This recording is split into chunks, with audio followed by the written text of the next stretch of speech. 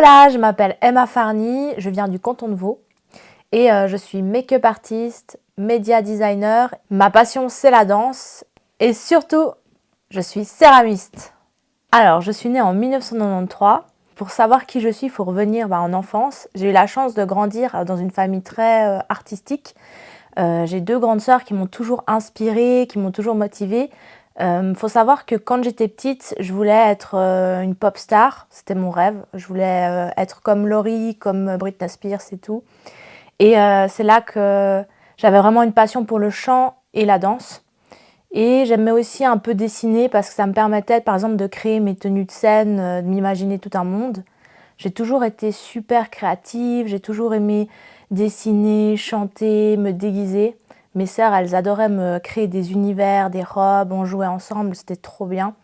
Franchement, mon enfance, c'était quelque chose un petit cocon où je puise en fait ma force artistique.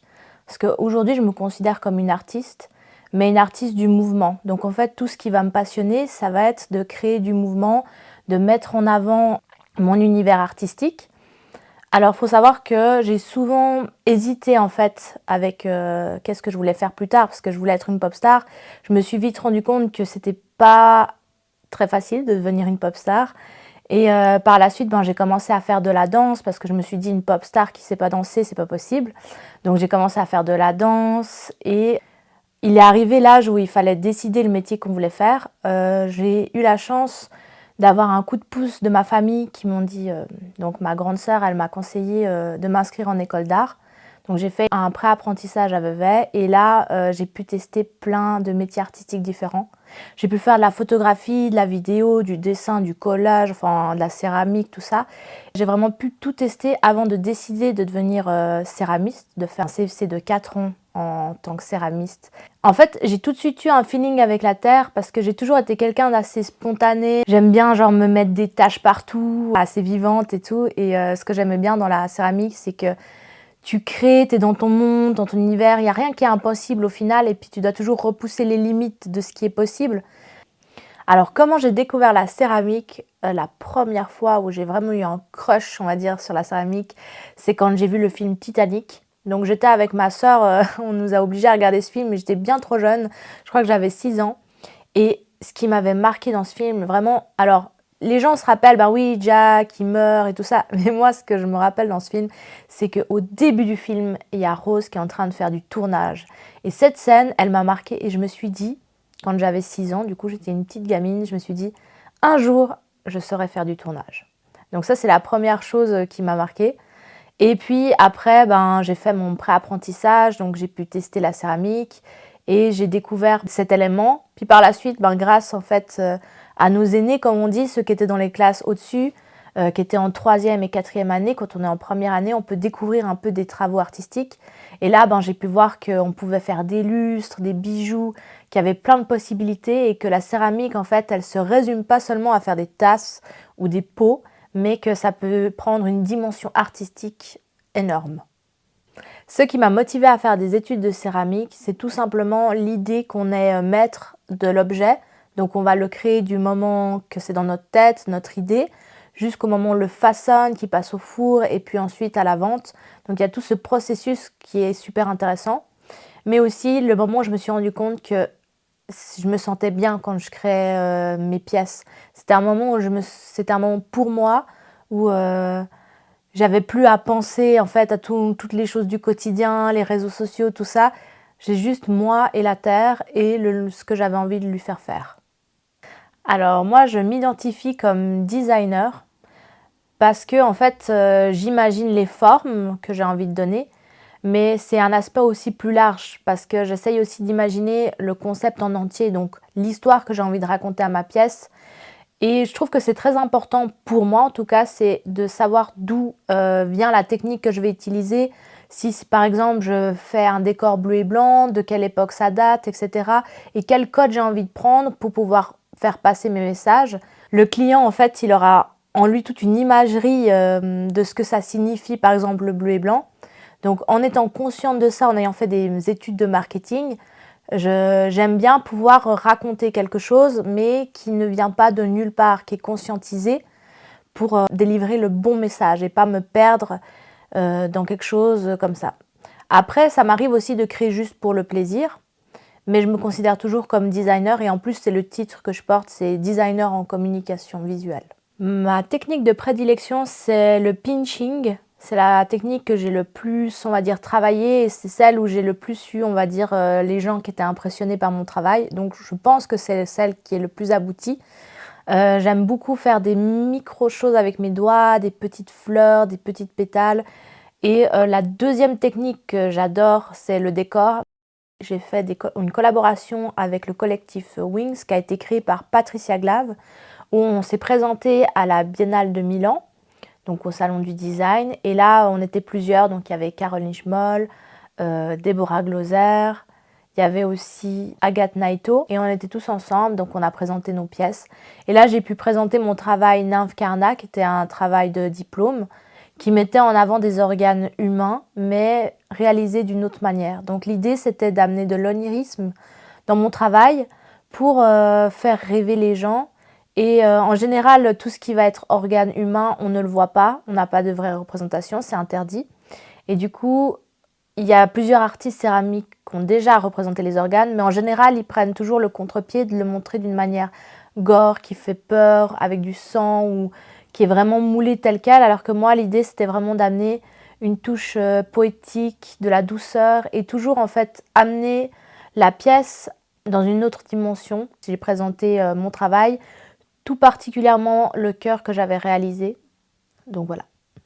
Quelles sont mes inspirations? Donc j'ai plein d'inspirations. Moi, je suis quelqu'un qui est super curieux et je m'arrête pas à un genre. On peut pas trop me définir, ou on pourrait dire que je suis un caméléon. Mes artistes préférés, mais c'est un cinéaste, c'est Tim Burton. J'adore son univers parce que justement, en fait, il a une part un peu glauque dans son travail, tout en étant poétique. J'ai aussi une passion pour tout ce qui est girly. Par exemple, j'adore la chanteuse Angèle, son univers, parce que je me retrouve totalement dedans. Tout ce qui va être kitsch, ce qui va être rose, ce qui va être complètement Barbie, on va dire, j'adore. J'aime aussi tout ce qui va être un peu plus old school. Donc par exemple, j'aime bien Le Corbusier, j'aime bien aussi Monet, par exemple, si on parle de peinture, en impressionnisme. En tant que céramiste qui va me plaire, ben, j'aime beaucoup Patricia Glave et Sophie Honegger. Je trouve que c'est des artistes qui me parlent parce qu'elles me présentent des travaux qui justement ont une manière différente d'être abordés. En tant que céramiste, je pense qu'on est tous fans de Jean Girel parce que c'est le dieu des émaux. Il arrive à faire passer des émotions en mélangeant les émaux. Après, j'aime aussi le travail de ma sœur Mélissa parce qu'elle m'inspire. En fait, elle me donne le courage d'oser faire le métier de céramiste, d'oser rêver. Donc moi, j'adore son travail parce qu'elle met en avant le décor. Ah, et puis aussi, j'aime beaucoup le travail de John Ho qui dessine les illustrations du Seigneur des Anneaux. Donc tout ce qui est elfique, etc. J'aime aussi beaucoup Derib comme dessinateur parce que j'aime bien sa manière en fait de dessiner les portraits avec l'aquarelle. Je pense que la BD de Joe, elle nous a tous marqués quand on était petits, mais j'étais fascinée par ses coups de crayon ainsi qu'aussi ben, la fameuse BD d'Yakari. Mais il y a beaucoup d'artistes en fait de bande dessinée qui m'inspirent dans mon travail parce que j'ai beaucoup lu étant petite, mais ouais. C'est tout ce mélange en fait, toute cette curiosité, elle m'inspire et je pense qu'il y a encore des artistes que je vais découvrir et qui vont aussi m'aider dans mon travail. Donc on n'est jamais, je pense qu'on n'a jamais des références, on évolue et puis nos préférences évoluent avec notre âge. Qu'est-ce que c'est pour moi d'être céramiste aujourd'hui? C'est de savoir allier en fait un savoir-faire ancestral avec une manière de communiquer moderne, donc utiliser les réseaux sociaux. Et je pense que ce qui est très important de nos jours, c'est que les gens connaissent peu la céramique parce que c'est des choses qui se transmettent de bouche à oreille.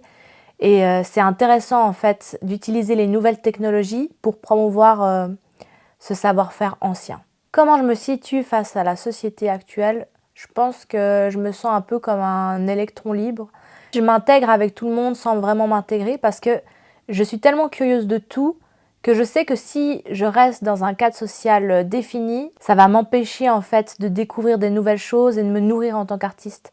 Donc moi j'aime bien bouger, j'aime bien découvrir d'autres choses, d'autres univers. D'ailleurs, ben, je fais de la céramique et j'adore l'histoire, mais je fais aussi du hip-hop, j'adore le maquillage, les shootings photos, la mode, ça me passionne. Je pourrais clairement passer des heures à regarder des défilés de mode. J'ai pas vraiment de groupes sociaux, mais tous ces groupes sociaux en fait me nourrissent et me permettent de grandir en tant qu'artiste et individu. Alors, est-ce que j'ai une approche philosophique ou spirituelle de mon travail? On va dire que oui, parce que en fait, ma manière d'aborder la céramique ou même mes autres travaux est toujours réfléchie.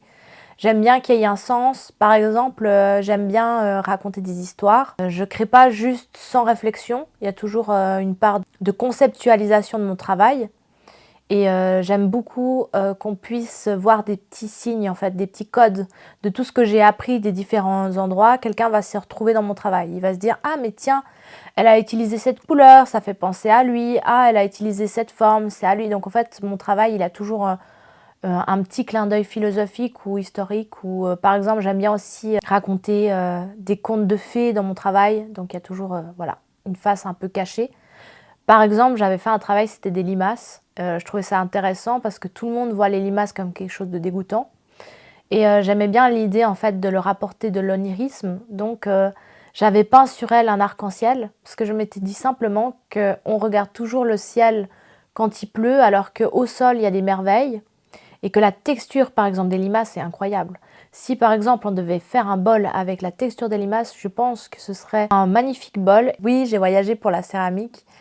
Je suis allée à Tangshan, c'est une petite ville industrielle de Chine où il y a 7 millions d'habitants, vraiment très petite.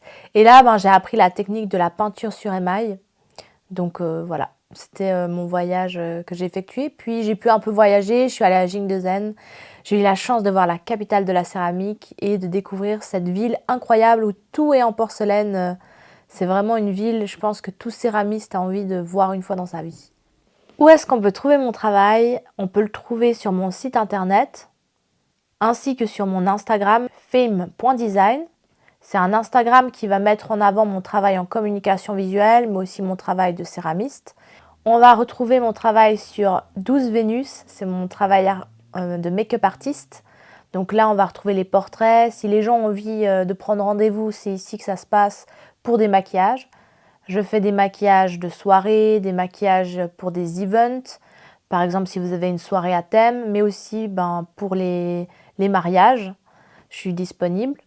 Je travaille aussi du coup en collaboration avec un photographe, donc c'est tout à fait possible d'organiser des shootings organisés avec lui. Et puis on a ma page Instagram, on va dire privée, où c'est moi qui me mets en avant. Donc je me maquille, je danse, et c'est MAGMV parce que c'est Emma Jade Make-up Visual. Ma situation de rêve, ce serait de travailler à mon compte. Là, en ce moment, je suis en train de créer ma boîte qui s'appelle Fame Design. Grâce à mes études en Visual Merchandising Designer, j'ai appris à mettre en avant les gens, à, on va dire, maîtriser l'image. Donc, c'est ça mon rêve, c'est de pouvoir avoir ma propre boîte qui fonctionne et de mettre en avant chaque artiste qui me confierait leur travail.